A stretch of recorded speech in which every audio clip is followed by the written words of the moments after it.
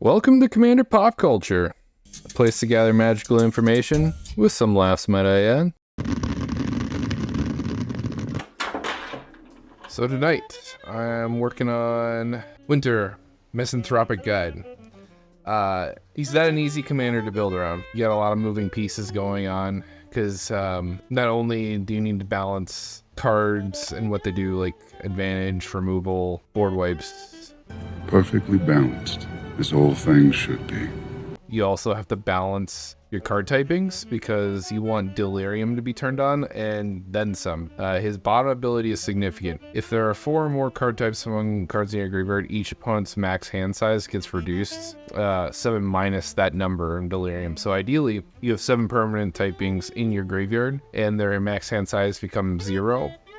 And then you undo the drawback of letting everybody see 2 additional cards on your upkeep every turn. Now, if you know me, or if this is your first time ever watching me construct a deck and or play a deck online, I absolutely loathe hug cards. Anything that gives my opponents any kind of advantage, I dislike doing, because most of the time when you play HUD cards, the person that gets the greatest advantage is the person sitting to their left. And if that's me, it usually ends up with me winning the game. And then vice versa, when it's someone else, they run away with the game too. And I think it's because people are getting very good at building their decks. Every card is picked by hand for a reason. If you give them extra cards, you give them extra options to assemble whatever it is they're trying to accomplish.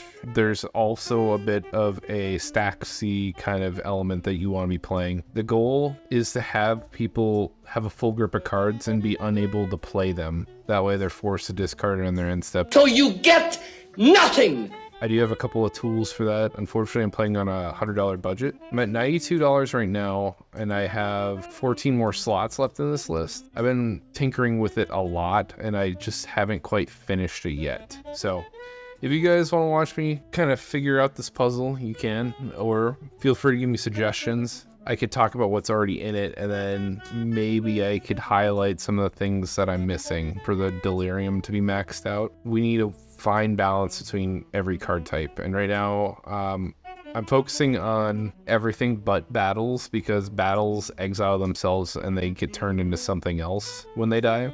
So it's effectively not a permanent you could count on being in your graveyard unless you have some other means of getting it in there, like sacking it or discarding it, which I do have a couple of those options, so it's not a bad choice. I picked out 10 solid Planeswalkers.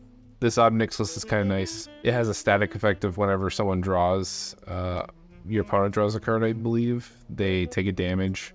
And then -2, you force a person to draw 2 and then destroy target creature. Kind of does everything you want in a Planeswalker. Grist, the Hunger Tide, it's a removal piece and it counts as 2 permanent types. That's another cool thing about this deck is if you ever played a Baba Saga list, you want your permanents to be 2 or more card typings on 1, and Grist is one of those, because when Grist is in your graveyard, he counts as a creature and he just does bonus other stuff. They're ready for card advantage and discard shenanigans. I mostly just care for that. -2 and -10's recovery options for our artifacts. There's some scary artifacts in this list that we want to keep around, or exchange for that matter. Groot Curse Sunspin, I think because we're playing a bit of a Staxy kind of a list, you're going to be drawing a lot of unwanted attention. You're going to have to protect yourself the best you can. And Planeswalkers that put bodies into play are perfect.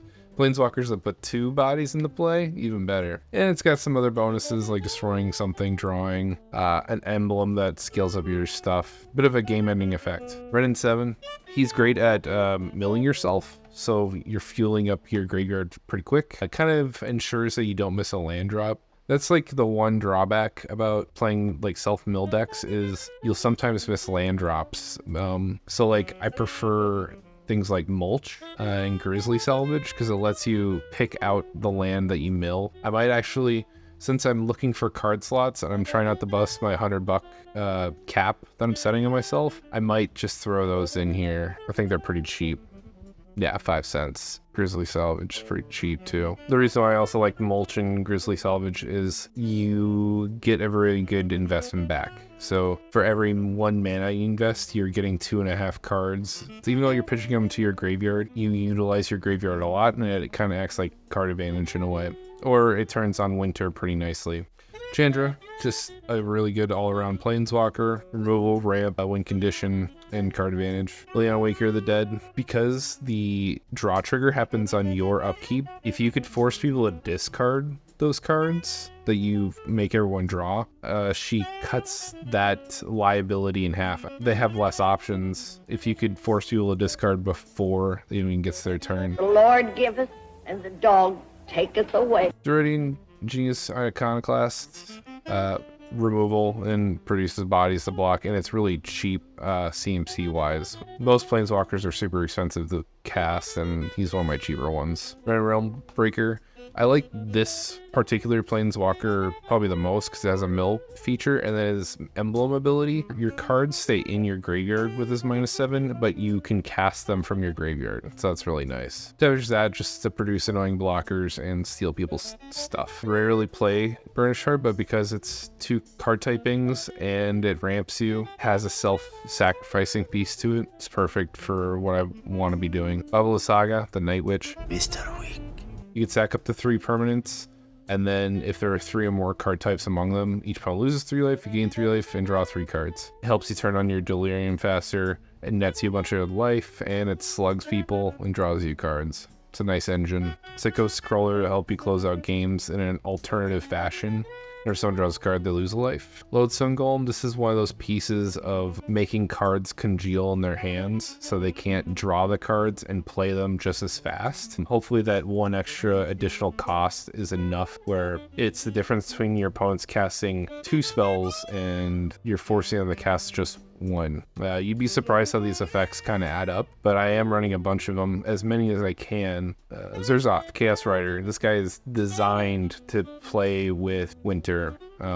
Whenever an opponent draws their first card each turn, if it's not their turn, you get to create a devil. And when it dies, you shoot something. But whenever one or more devils you control attack one or more players, you and those players each draw and then discard a card at random. The discard effect for you is nice, again, for the Delirium, and making devils that can just plink off other people's stuff. This effect really gets really darn annoying.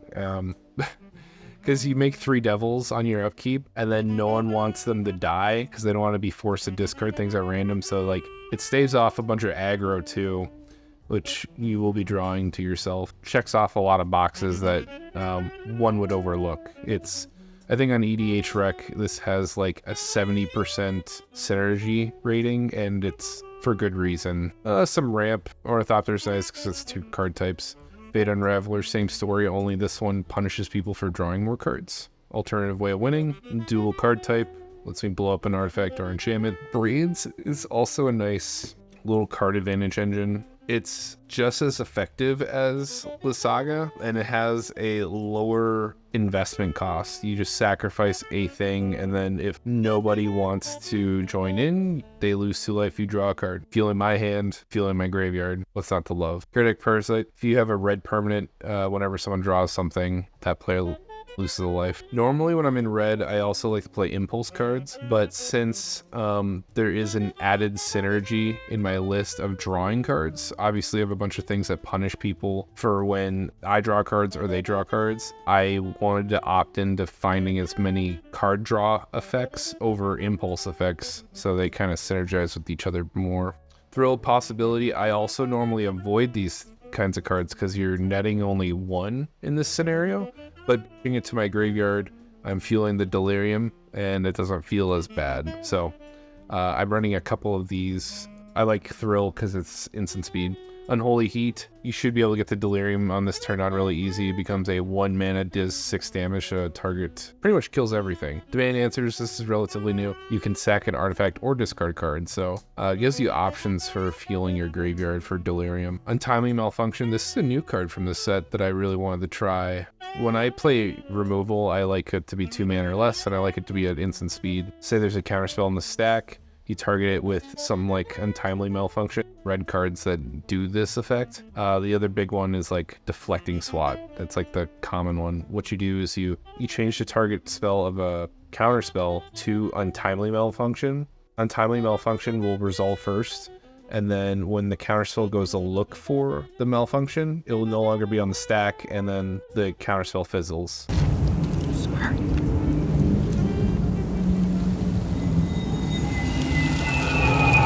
Terra Sunder because it's a great removal. It also deals with the One Ring because it exiles artifacts or enchantments. If you pay the kicker, you could hit any permanent instead, so that flexibility is nice. But mostly, the One Ring is incredibly popular, and you need to have a way to get rid of indestructible artifacts. And it deals with gods too. I haven't dealt with one of those in a while, but it'd be pretty darn annoying. Thorny Animist, this is one of those cards that should help you gunk up people's hands. Makes non-creature spells cost 1 more to cast. God Pharaoh Statue. This one increases only your opponent's spells 2 more. Dampening Sphere. This is probably one of my most effective versions of a Rule of the Law effect.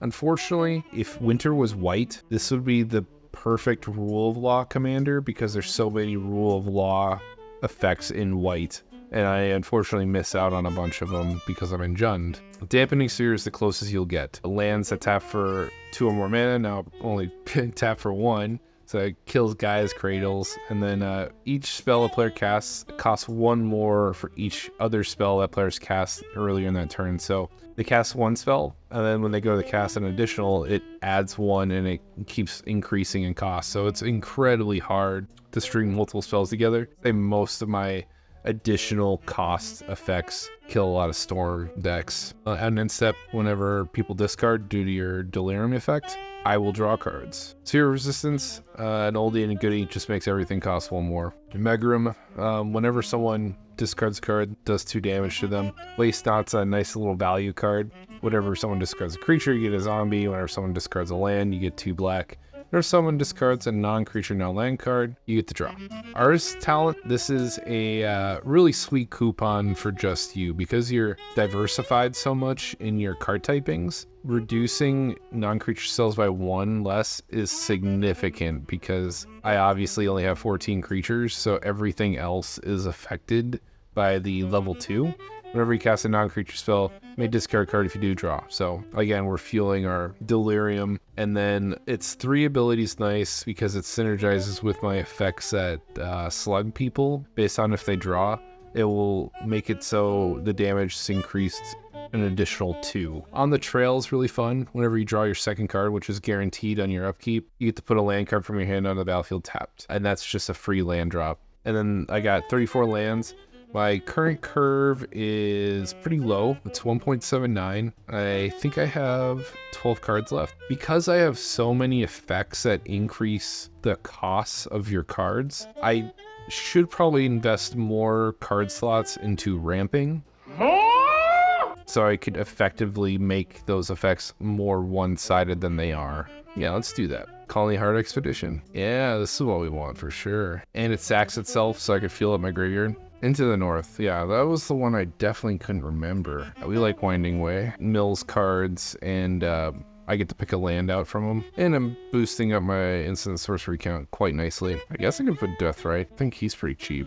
And it's Graveyard Hate. Messes with everyone else. Taps for multiple colors. Yeah, Elves of Deep Shadow. This would also be a really good Trinisphere list, but Trinisphere is like $20, so I can't fit it in here, but if you had Trinisphere lying around, highly recommend you try it out. Yeah, Greater Tanuki. We'll throw that in here. 2 card types. It's dirt cheap.